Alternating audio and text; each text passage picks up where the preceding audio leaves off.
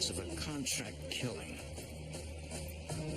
When a second death is discovered, police connect the two incidents and suspect a group of businessmen who will kill to protect their interests and settle scores. Agents must use their own tricks and their own criminal contacts to uncover the truth and stop the cutthroat conspirators.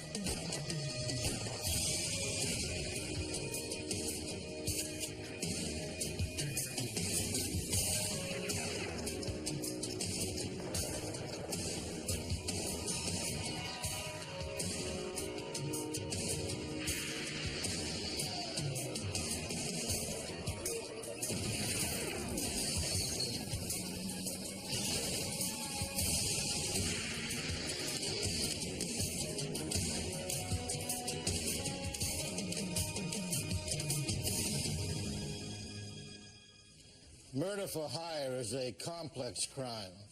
Solving it means finding the killer and whoever paid for the hit. In South Carolina, a death first ruled accidental was no accident. But that was just the beginning. I'm Jim Kallstrom, former head of the FBI's New York office.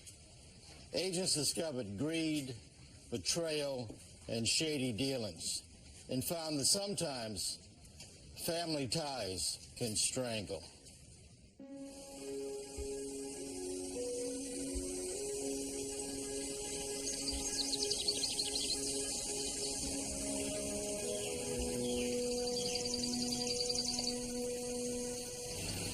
Florence County, South Carolina, lies at the heart of the state.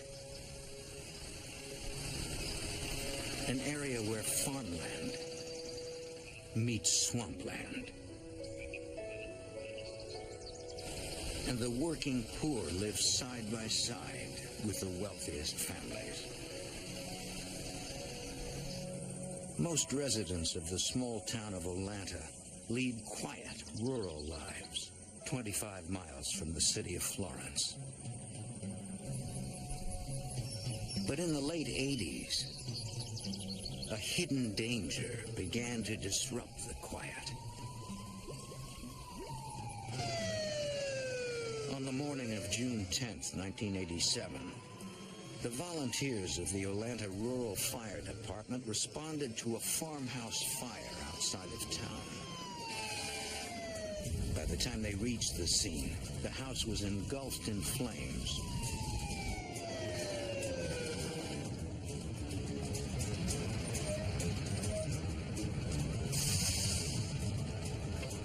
It was the home of William Graham, a wealthy tobacco farmer well known in the small community. The firefighters struggled to control the flames, knowing the elderly Graham lived alone and might be inside.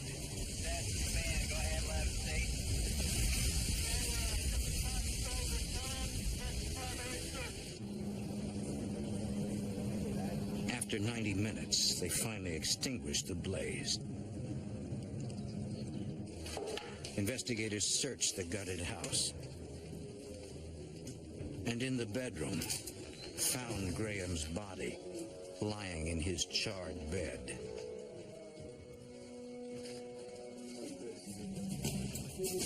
Chemical tests on the furniture, floor, and walls indicated that no accelerant was used to fuel the blaze. Near the fire's point of origin were several electrical outlets. The investigators believed it had been an electrical fire caused by faulty wiring in the farmhouse.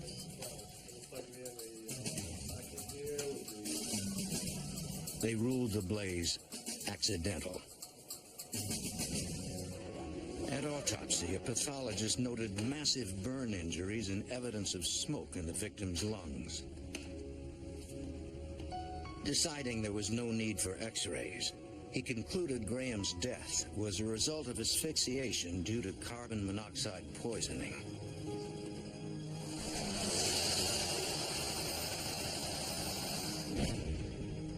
County Prosecutor Dudley Salibi read about the case in the local papers Even though the autopsy had not indicated foul play, and even though there was no manifest evidence of arson, there were rumors throughout the Atlanta community that Mr. Graham had died as a result of foul play. Then, 7 months later, in January 1988, a hunter in nearby Clarendon County spotted a mound of dirt in a field. Checking it out, he made a grim discovery. Human remains. You see anybody out? Investigators determined the body had been placed in a grave only 10 inches deep and likely unearthed by scavenging animals. There was no evidence nearby to indicate who the victim was or how he died. The pathologist used dental records to identify the victim as Darnell Rhodes, reported missing a month earlier. Rhodes had been shot once in the back, twice in the face, and 5 times behind the left ear. A brutal murder, especially in this quiet community. At the time, no one had any reason to connect it to the farmer's fiery death 7 months earlier. The county sheriff's department wanted to bring in more resources since the violence was so extreme. So they called the South Carolina Law Enforcement Division, known as SLED. Lieutenant Gary Martin, one of the investigative experts at SLED headquarters in Columbia, knew to be ready for anything. Always expect the unexpected. Things aren't always the way they appear, and there can always be additional circumstances involving a case. SLED agents and sheriff's detectives began by visiting area hangouts the victim, Darnell Rhodes, was known to frequent. Many knew the man and said that around the time of his disappearance, Rhodes was usually seen with a friend named Charles McCrae. The rumors were that Rhodes and McCrae were professional henchmen committing crimes for wealthy businessmen in the area. Investigators wanted to know who these men were, but no one would offer any names. Numerous people in the Atlanta community stated that they had seen Charles McCrae with Rhodes the day before he was reported missing. Investigators learned that after Rhodes went missing, McCrae hinted that he had killed him. To get the truth behind the rumors, investigators needed to talk to Charles McCrae.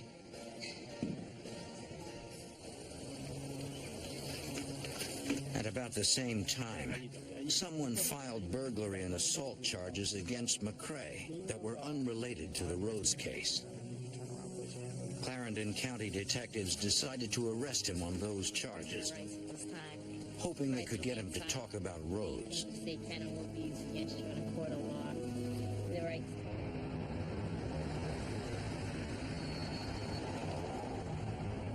At SLED headquarters, investigators explained the witness statements they had regarding McCrae discussing the murder of Rhodes. You want to relate that to us right now? The suspect said he might be willing to cooperate if he could protect 2 family members who helped him after Rhodes was dead, according to SLED agent James Gamble. So he gave me the contract. He said his nephew helped him dispose of the body and that he used his sister's automobile and that he didn't want his family being involved or accused of any part of this murder because they were not guilty.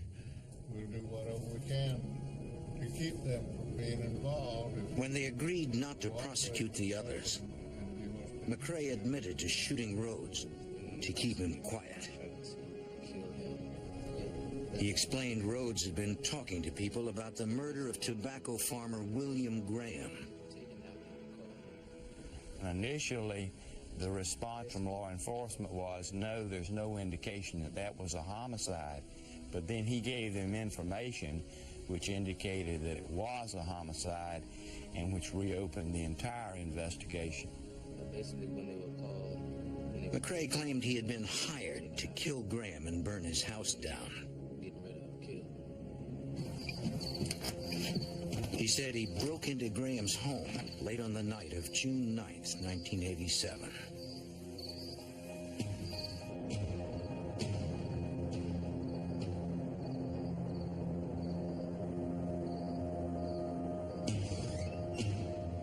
McCrae found Graham asleep in the bedroom.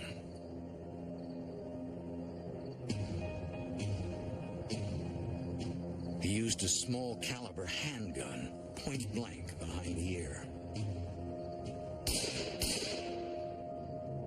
McCrae stole the pistol Graham kept for protection.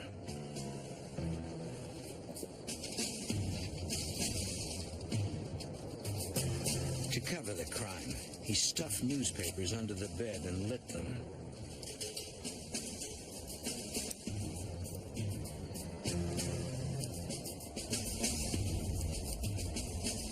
As he left, he turned the lights on to make the growing fire less noticeable from a distance. McCrae sold both the gun he stole and the murder weapon to a friend. The agents asked who put him up to the killing. At first, he was afraid to say. Did these two guys tell you why they wanted you to kill William Graham? But eventually, he cracked. McCrae said it was two men, Bill Prince and Larry Marshall, business partners of Graham. Prince and Marshall hired him through an intermediary.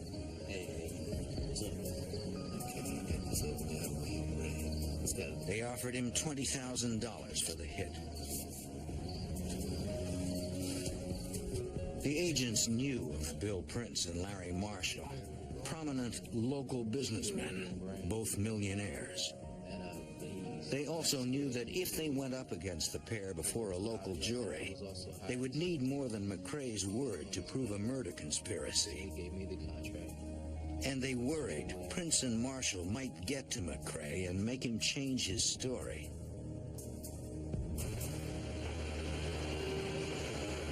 On April 18th, 1988, 10 months after William Graham's death, agents secured a warrant to exhume the tobacco farmer's body. Law enforcement needed to look for evidence that somehow escaped them the first time. That Graham had been shot to death.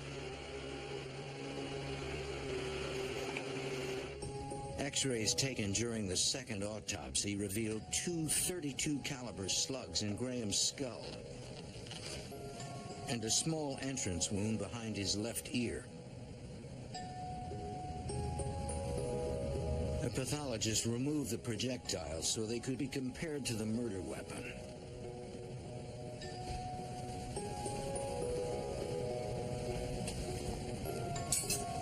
Sled agents recovered the gun McCrae sold to his friend. Ballistics examiners noted similarities between the grooves etched into the slugs and those in the pistol's barrel. They determined that gun could have fired the bullets that killed Graham. More evidence implicating Charles McCrae. But investigators also needed evidence on the men who allegedly hired him. Graham's former business partners, Larry Marshall and Bill Prince. Prince's involvement with the victim went well beyond business. Graham had been his father figure. Bill Prince had been raised by William Graham from the time he was a teenager.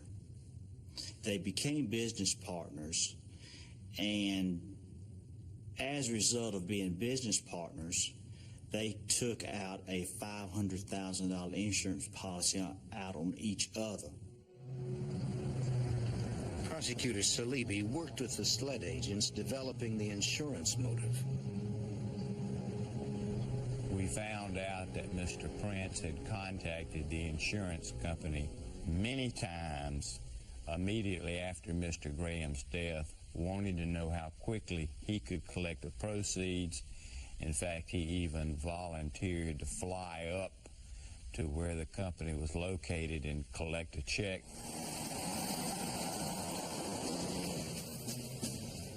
Authorities made no effort to hide their investigation of Bill Prince and Larry Marshall, and discovered that the men had lost $400,000 to Graham in a recent lawsuit. And 2 weeks before he died, Graham had filed a second suit against them. A compelling financial motive, yet it was only circumstantial evidence against two millionaires not easily intimidated by the law. Then investigators' early fears were realized. The one witness they did have backed down. Mr. McCrae soon recanted his story and refused to cooperate, so there was nothing to support what he was saying about others being involved. Perhaps someone had gotten to McCrae and convinced him not to cooperate. In any case, investigators needed a new break in order to pursue Prince and Marshall. In December 1988, that break would emerge in a South Carolina cemetery.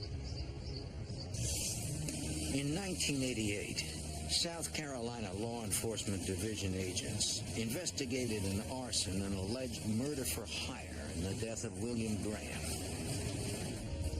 8 months later, a lawyer asked sled agents to meet him in a local cemetery. What FBI? Yes. He said he represented a man named Fred Peachy Andrews, who had information on the case. Is that he knows who killed Mr. Graham. What's the situation? He's very nervous. The first thing he wants is protection. Sled agent James Gamble. The lawyer explained to us that Mr. Andrews was fearful of his life because he knew a good bit about the murder of Mr. William Graham. The attorney said Andrews wanted to talk to authorities discreetly, so they set up a meeting.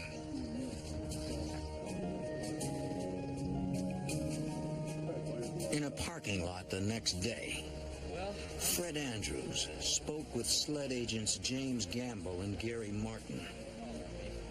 He said he used to run an illegal gambling operation out of his office, and through that operation, Bill Prince and Larry Marshall came to him about a contract killing. They had approached Peaches to either kill or find someone to kill William Graham because they thought Peaches had all these underworld contacts because he was running these poker houses and he'd going back and forth to Las Vegas, things of that nature. And they got some other guys. He said Prince offered $20,000 for the hit, but later told him that Charles McCrae had been hired instead. When McCrae started talking to the cops, Larry Marshall and Bill Prince began calling Andrews, threatening him to keep quiet. Andrews agreed to help get more evidence against Prince and Marshall and set up a tape recorder on his home phone. If the men called again, he would be ready.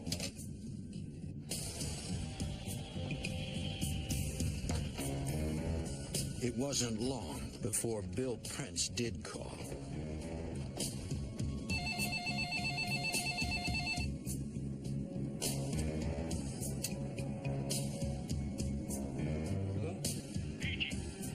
You know who this is? Once again, Prince brought up the Graham investigation. Run in your mouth. He said he heard Andrews was talking to Sled, and he and Larry Marshall needed to be sure he wasn't ratting on them. But this time, it was caught on tape. That kind of talk can get a person killed. Bill Prince stated to Fred Andrews that if it's true what I hear that you're saying to law enforcement, a lot of people could get hurt.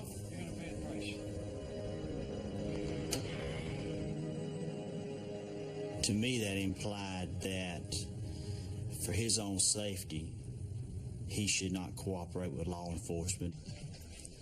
It appeared Prince was willing to kill his father figure for money, and any witness against him to keep him quiet. We gathered all the information that we could. We went to the Florence County Grand Jury, presented the case, and they were indicted for the death of William Graham. Investigators secured arrest warrants for the two businessmen. On April 6, 1989, deputies and agents arrested Bill Prince outside a real estate office. He was charged with solicitation of murder, conspiracy, and accessory before the fact of murder.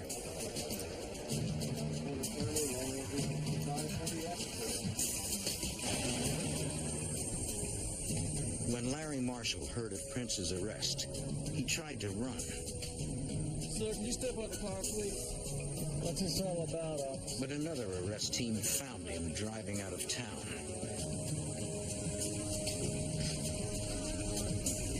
They arrested him on the same charges in connection with Graham's murder.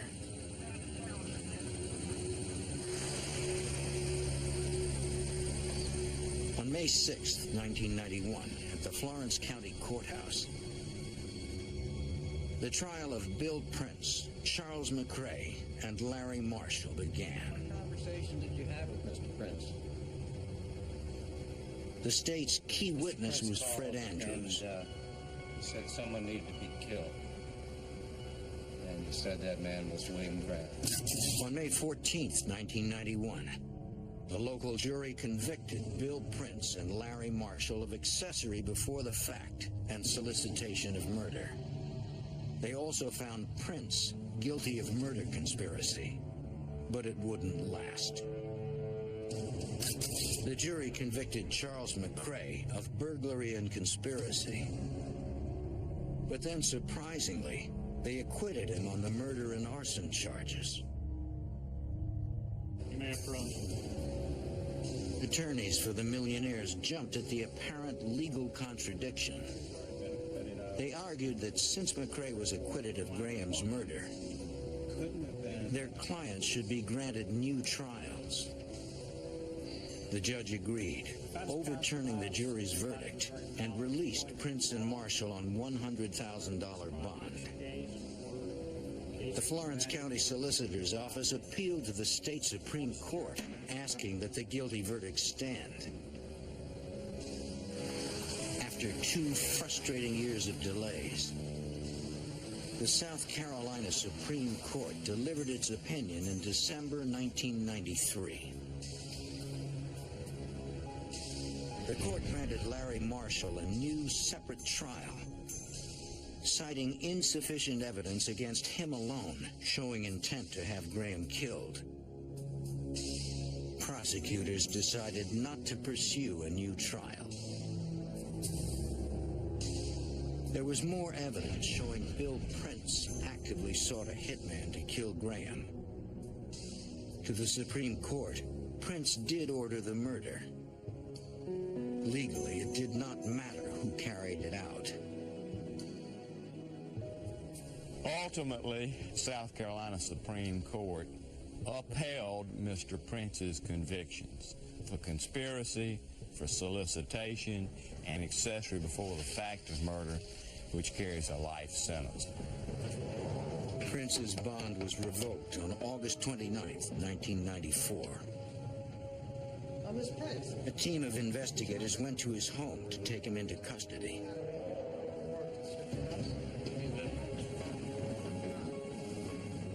He was to be held to await sentencing. Okay. But his wife said he had been gone for days. Agents searched the house but found no sign of him or where he went. Prince's truck was also missing, and investigators learned he had liquidated $190,000 worth of property. He had a head start and plenty of money with which to run and plan his next hit. Thursday on an all-new true crime. She was a small-town girl with big... After being found guilty of murder for hire, South Carolina millionaire Bill Prince jumped bond before sentencing. Authorities contacted the FBI field office in Columbia, South Carolina. Special Agent Joe Youngener was assigned the case. The sheriff's office said that they had contacted his friends and his relatives, and they did not know where he was. Once we obtained federally an unlawful flight to avoid confinement warrant, then we started looking for Mr. Prince throughout the United States. They needed to narrow the scope of the search. I learned at that time that Bill Prince had a brother, Don Prince, who lived in Wilmington, North Carolina, and was an insurance businessman. And he had taken over some of the business affairs for Bill Prince. They believed he might also be helping to hide his brother. We decided not to interview Don Prince because we did not think we would get his cooperation. Instead, Wilmington agents developed cooperating informants in his neighborhood. Morning, sir. It's Agent Henderson and Major Williams. When they knew Don was at work, they interviewed neighbors and explained they were conducting a federal investigation that required discretion. Yeah, that's my neighbors. Several recalled seeing Bill Prince with Don and agreed to help. Well, let me leave the business card with you and ask that you give me a call. And they knew Don Prince's comings and goings, where he went to work, where he lived, and proceeded to watch this and report to the FBI in Wilmington. Within days, the plan worked. One neighbor spotted the Prince brothers outside Don's house. As promised, he contacted the FBI. The Wilmington FBI office notified me that this lookout had actually seen Bill Prince there at the house, at the residence. You asked me to... Yes. Yeah, they're down in Dijon. By the time the FBI got the information, he was gone. The many waterways of Wilmington would provide escape routes few would notice. Agents maintained surveillance on Don Prince, hoping he would lead them to his brother. But catching up with the millionaire fugitive wasn't easy.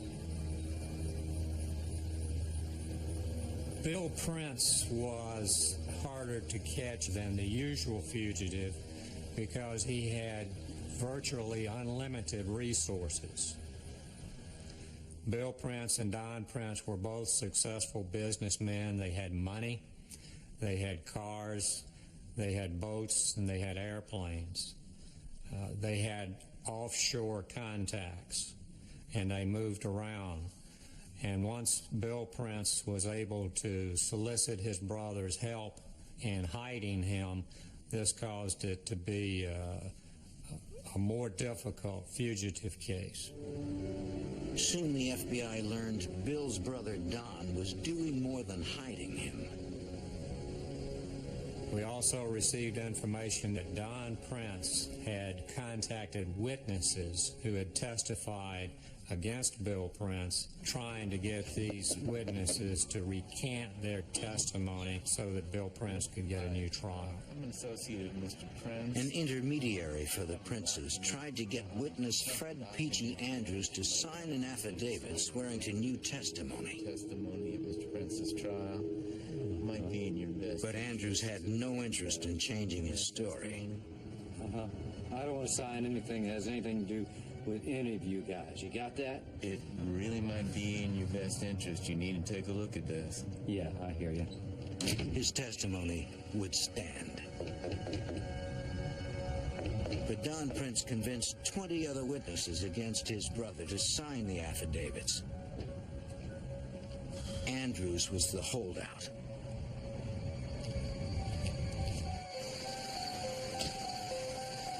By December 1994, Bill Prince had been gone from Atlanta, South Carolina for 4 months. Several times, his people had reached out to Peachy Andrews to get him to recant. Finally, on one chilly December night, someone tried to eliminate him.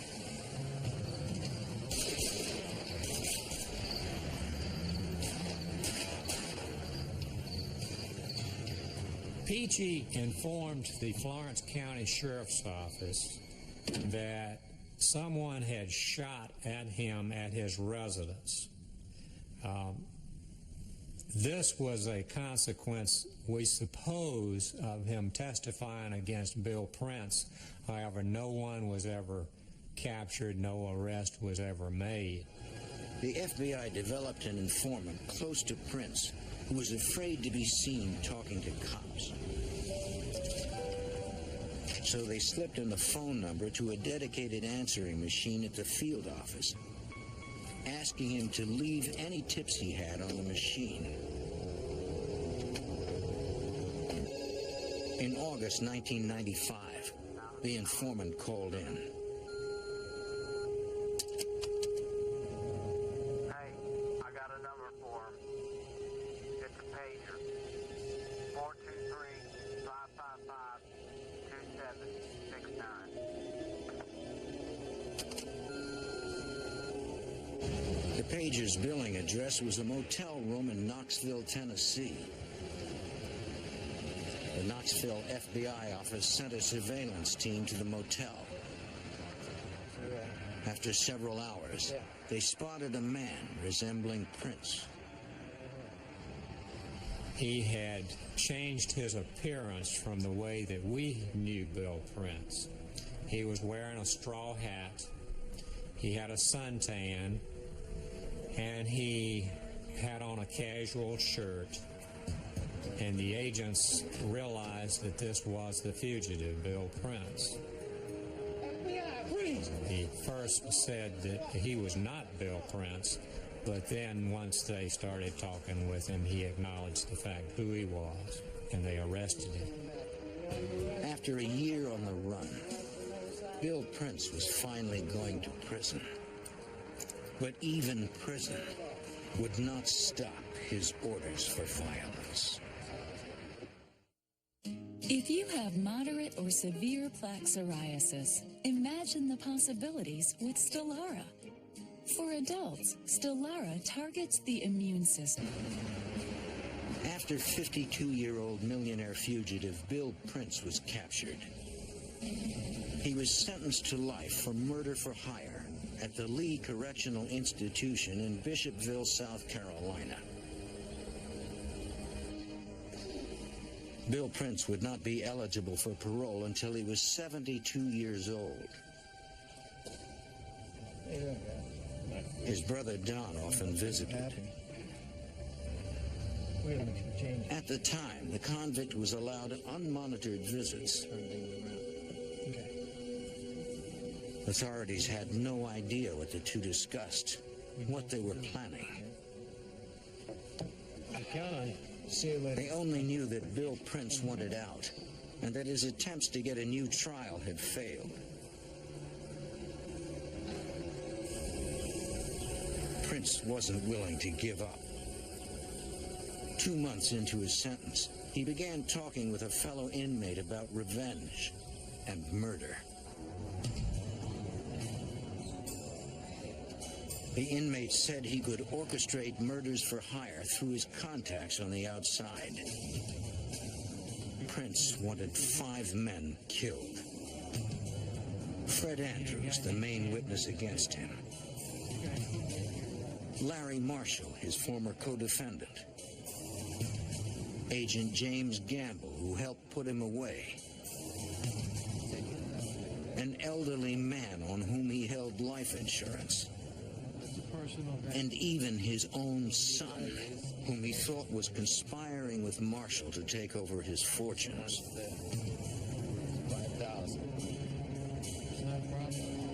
But Prince made a critical mistake. That inmate was an informant for the FBI. He worked for Special Agent Rob Weisenhofer of the FBI's Columbia, South Carolina field office.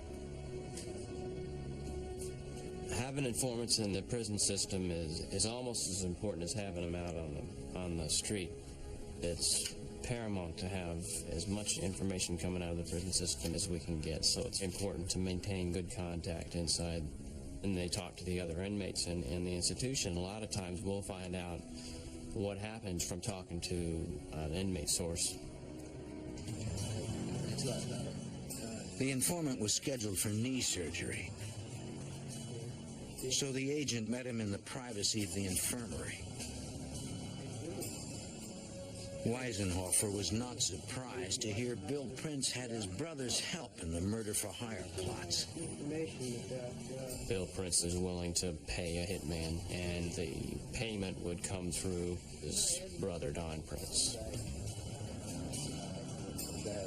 The informant said the brothers wanted to start by killing Andrews. We asked the prison informant to play along with Bill Prince because we needed to corroborate what he was telling us. We were concerned that Bill Prince was attempting to find a hitman. We didn't want him to do that before we could intercept him. And so we decided to play the role of the hitman. The informant would orchestrate the hit on Andrews, then arrange a meeting between the fake hitman and Don Prince, where they could complete the payoff and plan the other murders. Based on this, Agents from SLED and the FBI prepared for the sting. Bill Prince was just as dangerous inside the prison walls as he had been outside, as long as Don Prince was out there willing to do anything to help his brother. Bill Prince and his brother Don Prince. Investigators needed to stop the two by securing clear evidence of a murder conspiracy. According to SLED agent Billy Chastain, Bill and Don Prince were not only brothers, they were true partners in crime. We needed to build a case not only against Bill Prince, but against his brother, who was not incarcerated and had never been incarcerated for any serious crime before. And we felt like we had to tie the two in a conspiracy to make it work. The informant met with Prince and told him he had found a man for the job. He said that the hitman was a member of a motorcycle gang, and that for $5,000 the hitman would kill Peachy Andrews, and Bill Prince took him up on the offer. The informant said he only needed to know where Andrews lived. Bill actually drew a map for the informant. We then had that map mailed to us by the informant. When we checked it, it was real. The map led agents directly to Fred Andrews' house. More circumstantial evidence of the brothers' conspiracy. Mr. Andrews, FBI.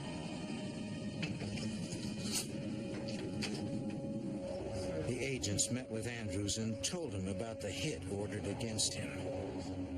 Yes, sir. We don't have time. They offered Andrews protection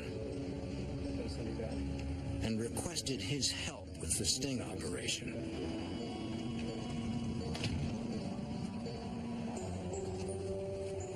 We needed something that would a conversation between the informant and Bill Prince, and we decided that the way to do that would be to tell Bill that the hit had taken place.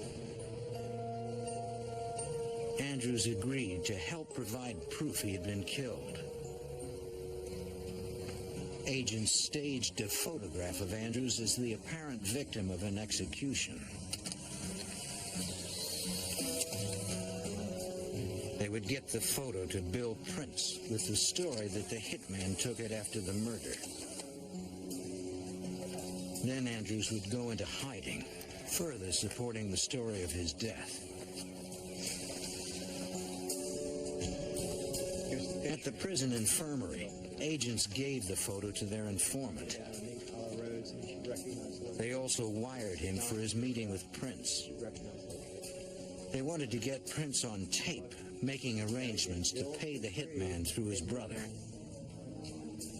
So far, they had very little incriminating Don Prince. We had to prove to Bill that the murder had indeed taken place so he can pass that along to his brother, who was really the hidden man in this whole deal, because he was slick and he always worked under the table. The informant met with Bill in the prison yard, handing off the staged murder photo. But there was a problem. Prince said he did not believe it was Peachy Andrews in the photo, claiming his beard looked different. That's what that looks like. One more complication in a frustrating case.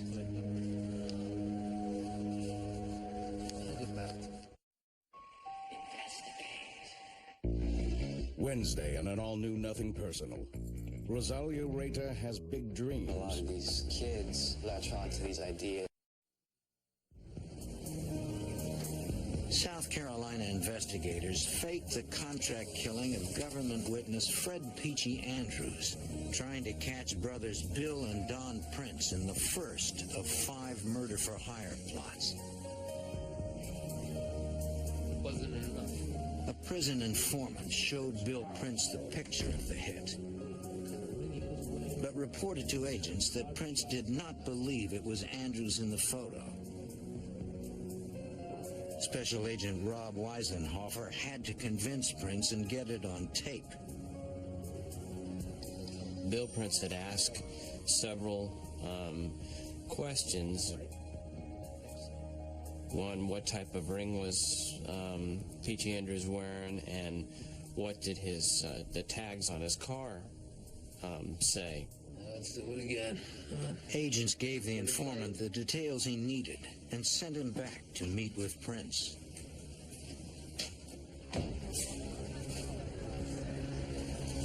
The informant told Prince he just spoke with the hitman by telephone.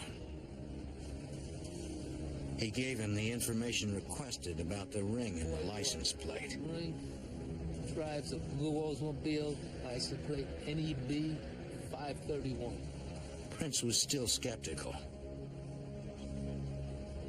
He told the informant he needed more to be convinced. Oh. Another day.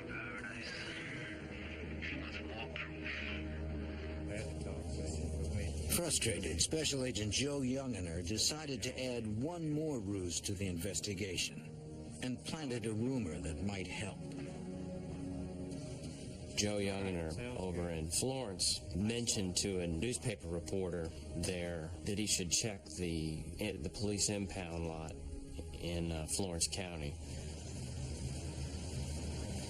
When the reporter went by the impound lot, he noticed Peachy Andrews' car was there. Mr. Andrews is sort of a local character, and that car was well known around Florence. So when the reporter saw that car, he put 2 and 2 together and realized that that Peachy Andrews, who had been an important witness in the Bill Prince trial, was missing. Conducting interviews, the reporter learned Fred Andrews had not been seen for over a week, and people were beginning to talk that something had happened to him. What he did not know was that Andrews was holed up in an FBI safe house. On December 14th, 1995, the reporter published a story about Andrews' disappearance. When Don Prince read the column, he brought it to his brother Bill. Yep. They were huddled together in the meeting room, and it was apparent they didn't want anyone else to hear what was going on. Pay him today. It looked like Bill Prince was finally convinced that Andrews had been murdered. See you later. Now he would set up the payoff through the prison informant in a conversation taped by the FBI.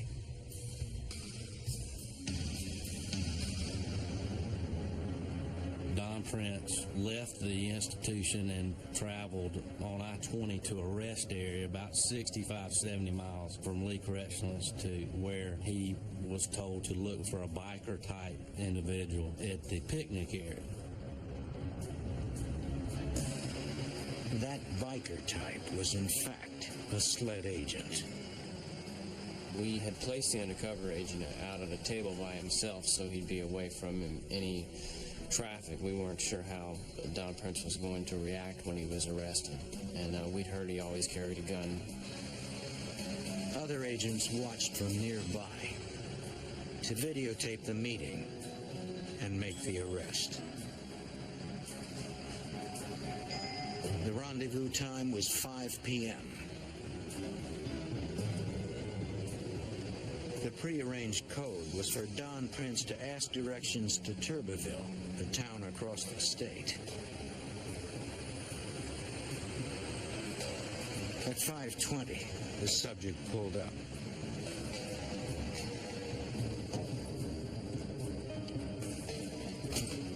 Don Prince walked down and asked him where was Turbeville.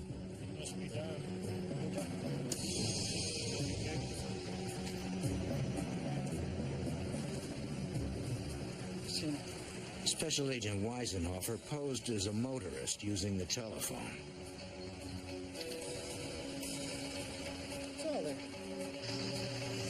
Agent Chastain and the others prepared to move on his signal. Our code was when Special Agent Weisenhofer dropped the phone, then everybody would approach Mr. Prince. The undercover agent said he was ready to do the next hit against Larry Marshall. But Prince said they wanted to wait until things cooled down.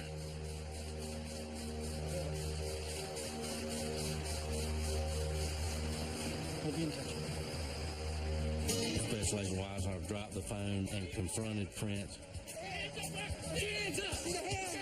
As I arrived, Don Prince put his hands up initially and put his left hand toward his pocket.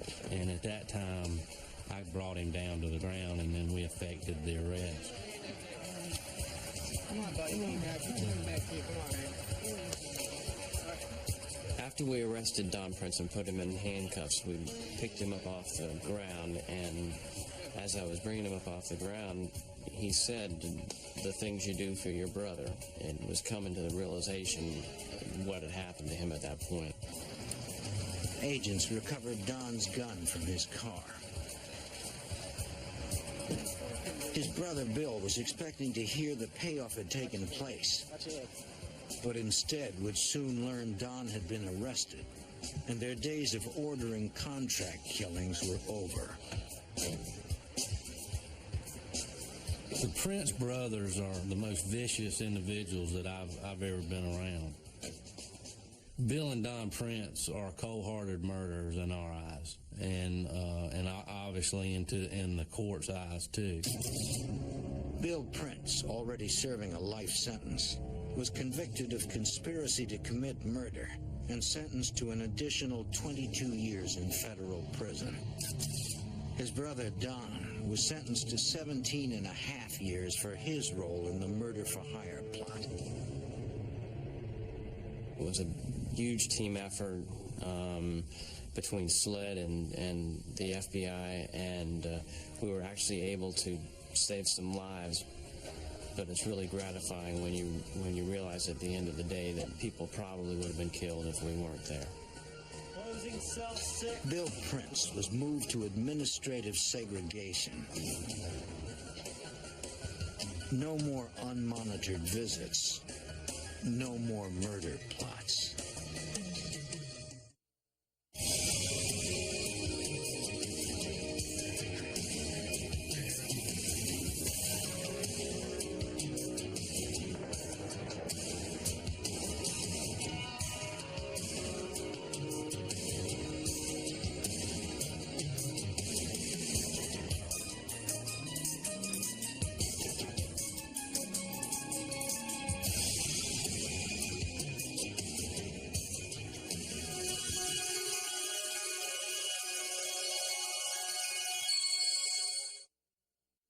This program includes dramatic reenactments of scenes which depict real events and contains material which is intended for mature